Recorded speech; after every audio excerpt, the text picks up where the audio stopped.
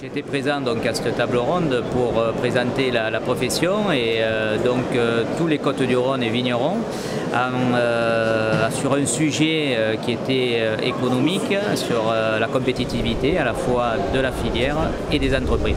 Aujourd'hui j'étais là pour parler de l'agritourisme, de la viticulture, du tourisme, de l'œnotourisme, voilà, tout ce qui touche au tourisme.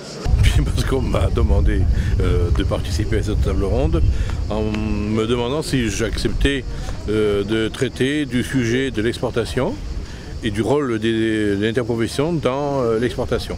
J'avais à ma charge il y a 3 ans maintenant la réforme de l'OCM viticole donc, en 2008. Donc je connais un petit peu le dossier de la réforme de la PAC. Et c'est la raison pour laquelle on m'a demandé de venir présenter ce dossier. Satisfait bien sûr, puisque le président a répondu tout à fait à nos questions.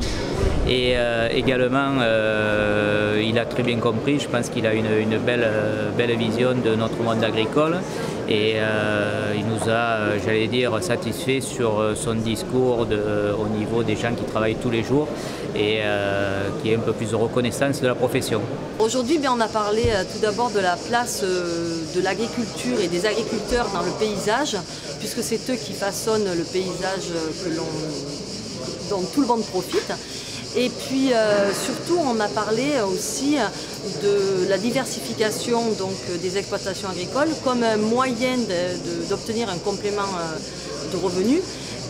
Et j'ai demandé au président de mettre en place tous les moyens qui étaient possibles, de mettre aujourd'hui sur la table pour pouvoir développer cette diversification. J'ai interpellé le président sur cette nouvelle réforme de la politique agricole commune qui se prépare, dans lequel il y a des mesures spécifiques viticoles qui ont très bien marché jusqu'à présent et qui permettent donc à la viticulture de s'adapter aux nouvelles tendances de consommation, notamment à travers les aides à la restructuration, à travers des aides aussi de modernisation des entreprises qui nous permettent de nous mettre à niveau par rapport à la concurrence hors CEE.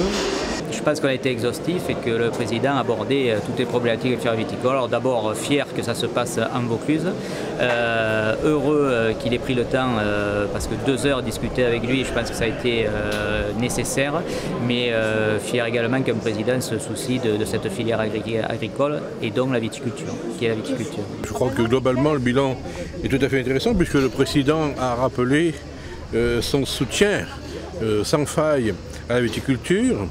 Il a rappelé ce qu'il avait déjà annoncé ici lors de sa candidature en 2007, que pour lui le vin faisait partie intégrante du patrimoine culturel de la France. Il nous a également apporté quelques réponses très précises sur les soutiens qu'il pouvait nous apporter sur les différents aspects économiques. Je pense qu'aujourd'hui, indiscutablement, le bilan est positif. Moi j'en fais un bilan positif et de toute façon c'était très intéressant d'avoir le président bien sûr pour pouvoir répondre à nos questions. C'était très intéressant de pouvoir réunir autant de monde de la profession et puis de pouvoir aussi lui poser des questions, entendre ce qu'il avait à nous répondre. Alors c'est sûr qu'il n'a pas répondu dans le détail sur tout, mais voilà, on l'a interpellé sur des sujets qui nous intéressaient. Il a répondu avec les moyens dont il dispose. Je pense que voilà, c'est un bilan positif. Sur les différents points sur lesquels j'ai interpellé le président de la République, j'ai eu des réponses qui m'ont tout à fait satisfait, puisqu'on est tout à fait, je dirais, sur la même longueur d'onde sur beaucoup de points, notamment aussi sur des droits de plantation. On attendait surtout essayer d'avoir un dialogue positif et de voir un petit peu si on n'est pas les derniers lâchés dans la nature. On a bien vu qu'on était pris en compte, que la viticulture française, parce qu'on s'est mis au niveau de la viticulture française, c'était très local, mais bon, on a posé des questions quand même qui ont trait à tous les viticulteurs de toute la France.